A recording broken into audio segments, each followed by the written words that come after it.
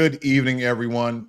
Welcome to Black Logic. So President Trump has signed an executive order that bars transgender women from participating in women's sports. The administration argues that the move is essential to protect the integrity and fairness of female athletes. Under this order, schools that allow transgender women to compete in women's sports risk losing federal funding. Additionally, visas of athletes entering the U.S. with discrepancies in their sex identification will be reviewed and potentially labeled as fraudulent.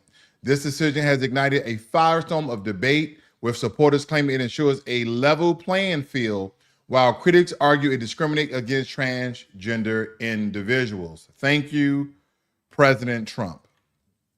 This is a good order. I don't think nobody in their right mind agreed with transgender men or transgender women playing against biological women. We already know the physical prowess of men versus women, okay? We already know that majority of men are stronger, faster, okay, more so than women. With a lot of these boxing and wrestling and all of these particular physical matches, that men are just inherently just birth given stronger and faster. We have larger lung capacity, larger muscle groups. There are some exceptional women that are stronger than some men, but they're not competing against those men.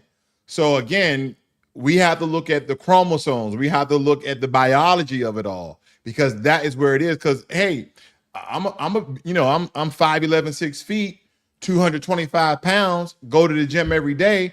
Am I going to beat the average woman? More than likely. So again, this is the right call, because even a lot of the women have been been crying out about that it's unfair. It's always been unfair. You should have never got on board with this. This is absolutely crazy.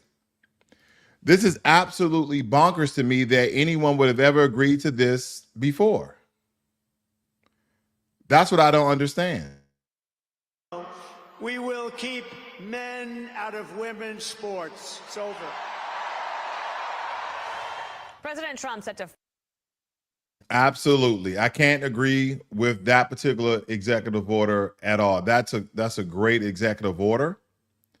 But when it comes to international relations, President Trump's recent proposal to relocate Palestinians from Gaza Strip to facilitate U.S. reconstruction efforts has been met with staunch opposition, because many Palestinians and Gazans still reeling from the devastation caused by recent conflicts have expressed a resolute determination to remain in their homeland. They view this proposal as a form of ethnic cleansing, remnants of past traumas. Rights groups and neighboring Arab nations, including Egypt and Jordan, have also condemned the suggestion, emphasizing the need for a peaceful two-state solution rather than forced displacement. Absolutely. I do not agree with President Trump on this at all.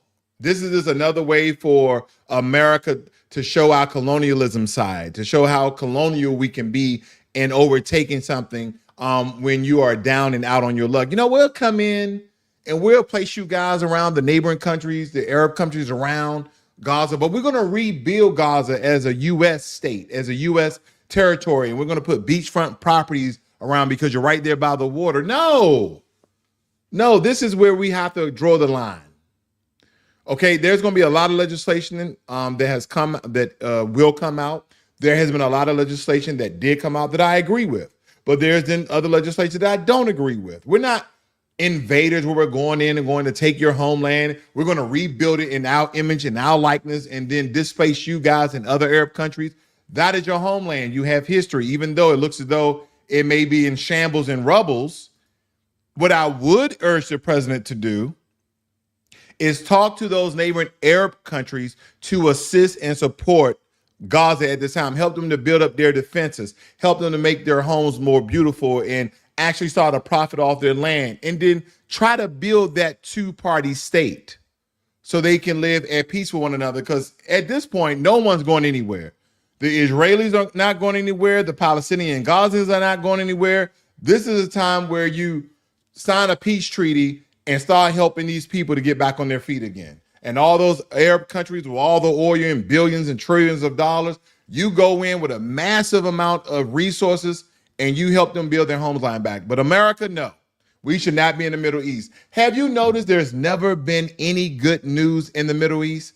Why in the hell would we want to be in the Middle East? Because I guarantee, if we were to get our hands on Gaza and rebuild it, don't you know that these people have been fighting for their homeland for hundreds of years? Do you think simply because Americans over there with all our protection that they will stop fighting? No, they will fight until the very last man, woman, and child. And that's the type of war that you never want to be in, because things can get very, very nasty. Let's look at Vietnam.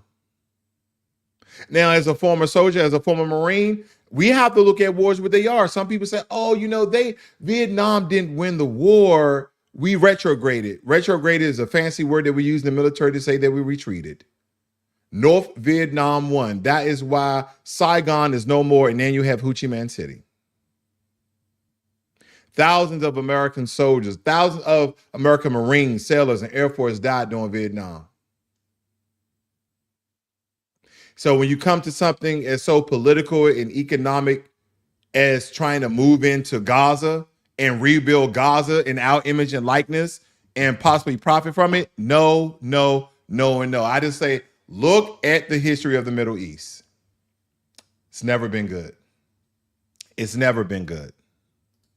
They've been at war for hundreds of years. Hundreds of years. But on a second note, Trump's proposal for the U.S. to take control of the Gaza Strip even have Republicans with mixed emotions, because some senior party leaders have labeled the vow as problematic, expressing concerns over feasibility and implications of such a move. They're like, no, we don't believe this is a good move at all. Now, as we look at the difference of the Republicans coming out and speaking about this, they are stating, we thought you were talking about America first. Whatever happened to America first? Well, Donald Trump is absolutely thinking about America first.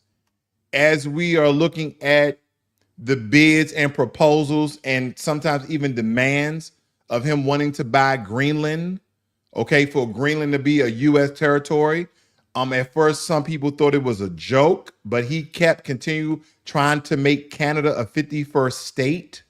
He renamed the Gulf of Mexico to the Gulf of America. Soon, we're going to have the American Canal, okay, that's located in the Panama Territory. Yeah, this is America first. He's expanding our global footprint in a very colonialistic way. And some with the Panama Canal, I agree with that. We built it. We paid for it. It should be the American Canal. And China should not have a large footprint in it as well. The Gulf of Mexico versus the Gulf of America, I don't know that history enough to really debate it, right? I just don't. Is this a body of water? I mean, what rights would we have? I mean, again, there'd be American waters. Would we then, because this water is located in, the area of Mexico, are we going to try to charge Mexico fees, port fees? Or are we going to put up gates in the water? I mean, what are we going to do with that? I mean, I guess it would not be a body of water for Mexico anymore. I don't know too much about that to speak on it very thoroughly, but it's just interesting, a lot of the things that are going on. Some good moves, some bad moves. Okay. I think it's about 50-50 so far. But you have to take the good and the bad when you have a president, regardless if you voted for him or not, regardless if you voted. But again, I always tell you, I'm for the betterment of America. I am not betting on the president to fail. I just hope that majority of the things that he's doing, not all, because we know that can't be possible, but majority of the things that he's doing, I wish they support and benefit America long term. Because again, we can have a lot of short term things, but that may not benefit. Okay, wrong screens here. Give me 1 second. Let me get out of this. But yeah, I just hope they help us long term. Now, I don't know if you guys have been following the job market. I don't know if you following the job market, but these numbers could be very inaccurate. And I'm going to tell you why. It says U.S. job openings fall to 7.6 million. in December, suggesting the job market is slowing but healthy, saying that the job market is healthy, but the job growth is slowing. Well, let me show you guys something here. Let me show you guys something. I want you guys to listen in on this very quickly. Law as the strictest in the country. Tonight, 10 Tampa Bay's Malik Rankin looks into what that means for major industries here in Tampa Bay. Senate Bill 1718 requires companies with 25 or more employees to e-verify the legal status of those employees. And it also imposes penalties on businesses for employing people living in Florida illegally. I believe that most people here are here legally. The ones that aren't are trying very hard to get here legally. Eli Gonzalez is the president of the Hispanic Chamber of Commerce. There's a labor shortage. And this bill will effectively cut the labor force. He says this. Is it truly a labor shortage?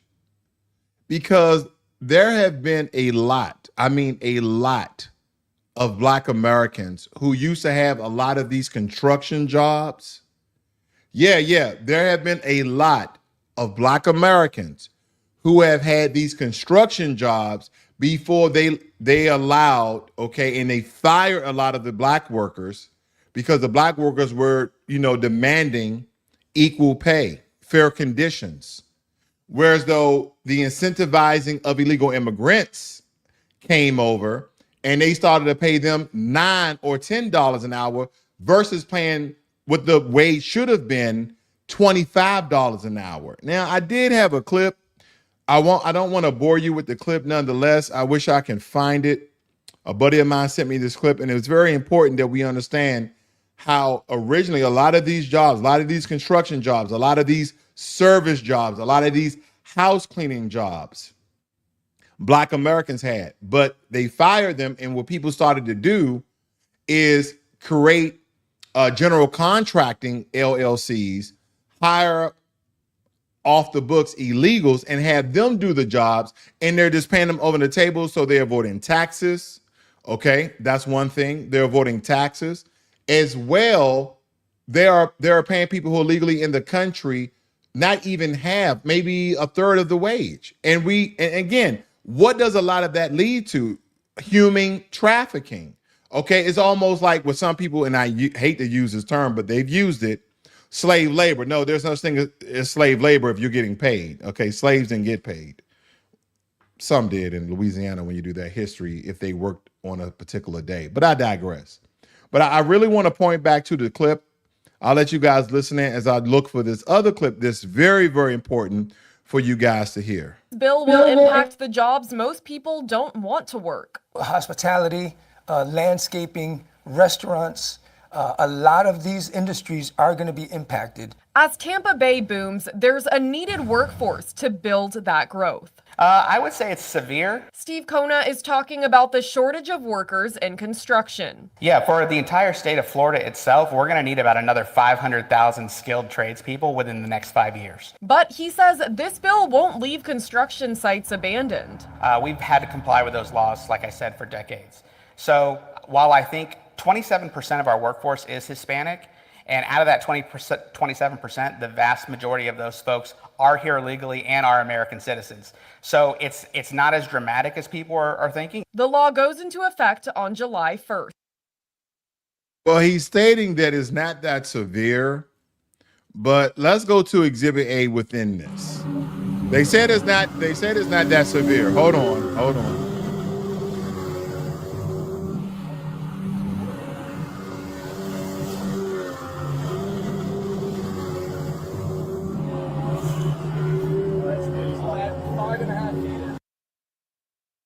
All right. So as you see here, Exhibit A, for the entire state of Florida itself, we're going to need about 500,000 skilled tradespeople within the next 5 years, Kona said. And here's the issue. This is the reason why I wanted to show you guys that clip, because what the brother was talking about is that he is skilled. He knows how to work all this heavy machine operator, but he even stated when he was working in Florida They fired all the black people and hired, a lot of the Mexicans, a lot of the Hispanic people, and was paying them $9, $10 an hour, where their jobs bare minimum was $25 to $30 an hour. I wish I can find that clip. If I do, I will present that, because I think it was a very, very powerful message. Okay. And there's just been a lot of things going on. I know you guys heard about this. Venezuelan President Nicolas Maduro says he will invade Puerto Rico with Brazilian troops and liberate them from the United States. Wow. There's so much going on in the world right now. Some of it is exciting. I'll just say that. Some of it exciting. Hopefully nothing ever leads to war. But yeah, there is a labor shortage supposedly because of all the illegal immigrants that was filling the jobs. And again, they're going with the same narrative that these jobs that nobody wants to work. Why do we have over 1 million people who are homeless? Why do we have over 1 million people on government assistance? Yeah, there's people to work those jobs. See, if we use a lot of money that we were using on illegal immigration, if we use that for rehabilitation, for mental institutions to get Americans back on their feet, then we can actually fill these slots that are going to be open with American citizens. I don't care what race or demographic. Again, they're just doing this whole colorism thing. But again, there's millions of black Americans, there's millions of white Americans, there's millions of Americans without jobs. Some of them may need a little assistance to get on their feet. Some of them may need to be rehabilitated because of, different sorts of opioids and things of that nature. But nonetheless, a lot of this money that has been spent on illegal immigration could have easily been to support American citizens. But no, people got rich, people got fat, and now it's time for people to pay their fair share for an honest day of work. Whatever happened to that? Honest day of pay for an honest day of work. This has been happening in America for a long time. Do you guys remember during the Chinese Exclusion Act, when a lot of Chinese people were coming over here again for opportunities, and as they were building business in their own little Chinatowns, they had jobs on the railroad, they had jobs in manufacturing, and they were firing, a lot of the white business owners who were American first were hiring Irish. There wasn't that many Scottish over here at the time, but they were mainly hiring Irish to do factory work and policemen. That was the main jobs that a lot of the Irish had. They were working construction, they were working in law enforcement, and they were working in manufacturing plants. When the Chinese started to come over in caravans and in droves, the white business owners started to fire the Irishmen. They started to fire the Irishmen and hire the Chinese people because they were working for much cheaper, increasing their profits 300 or 400%. That is why a lot of these unions came up, where you just can't fire people. That was the whole purpose why they built unions, to protect themselves. Like, if you fire people without just cause, you'll get sued, you'll get fined. And the reason a lot of these people could construct these unions, because they were the skilled laborers, and they had more weight than the business owners, because the business owner can't do the entire job themselves. They need this workforce who are skilled. And so that's why they agreed to a lot of these unions. But the unions came about because they have always, these rich businessmen in America has always tried to fire the skilled laborers and hire people who are foreign to the country, but hiring them 2, 3, 4 people for the price of one American. Because don't forget, for a very long time, Black Americans were being taught carpentry, electrical technician, plumber. They were getting taught that in high school. They were getting taught that from their parents. So we were always been the skilled laborers until they essentially fired a lot of the Black construction workers, a lot of the carpenters, a lot of the electricians, a lot of the plumbers, so they can hire people from Central America and pay them 1/3 of the price. That's the history of America. So again, there are some great things that Donald Trump is doing. Then there are some things that I really can't get on board with. And I really turn my nose up at it like, that's not the way to go. But of course, if you guys are new to Black Logic, please subscribe to the channel, like the video, and we're going into our best segment of the day. This evening, we're going to talk about Mark Dean, because every time you use a personal computer, you have a small computer in your hand right now, probably your cell phone, or maybe you have a laptop or a PC like me. But every time you use a personal computer, either for work, gaming, or communications. So every time you're on that work computer, don't bang the computer because of the work you have to do or the job that you're doing. But thank Mark Dean that you have the ability to work from your computer, and some of you work from home. But nonetheless, you're benefiting from the brilliance of a Black innovator who helped shape the digital age. Again, Dr. Mark Dean, who was an engineer mastermind who played a key role in developing the IBM personal computer, also known as the PC. He created the ISA bus and the first gigahertz computer processor. Despite holding 3 of the original 9 patents for the IBM PC, his name is often left out of mainstream discussions about the rise of personal computing. But today, we set the record straight. Mark Dean helped build the modern PC as we know it. He holds 3 out of the 9 patents.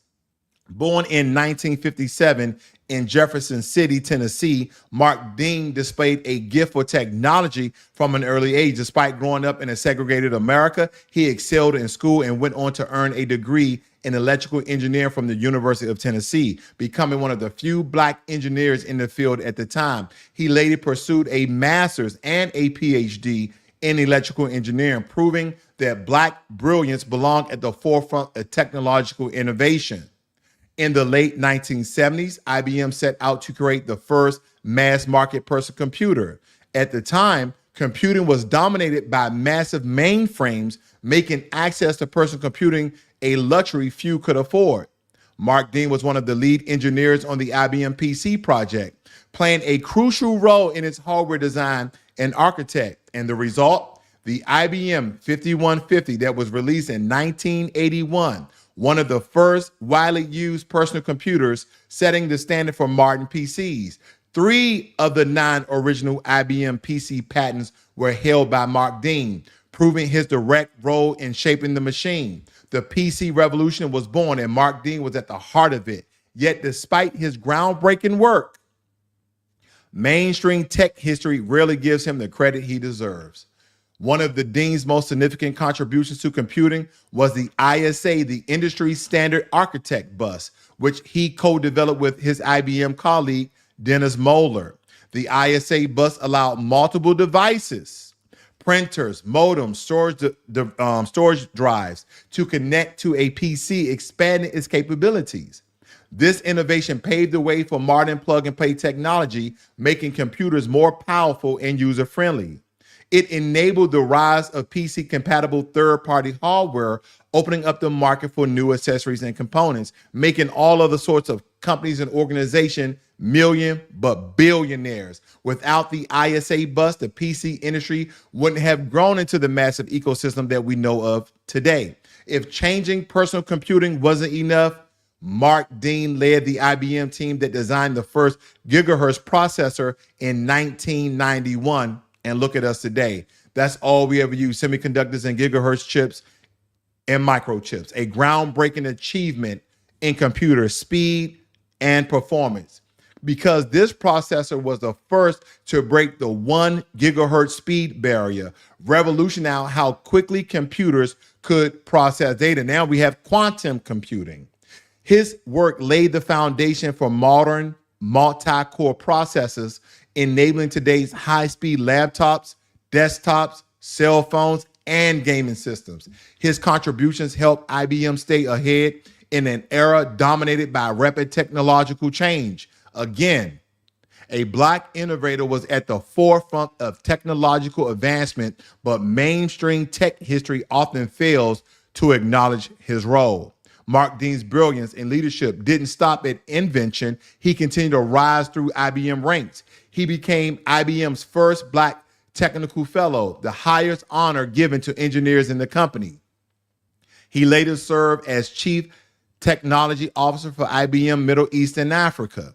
He championed STEM education for Black youth, inspiring future generations of Black engineers and computer scientists. Without Mark Dean, personal computers wouldn't be what they are today. Without the ISA bus, modern PC expansion and customization wouldn't exist. Without his processor breakthroughs, high-speed computing wouldn't be possible. Yet, despite his monumental achievements, many do not know his name, but you know it today, Dr. Mark Dean.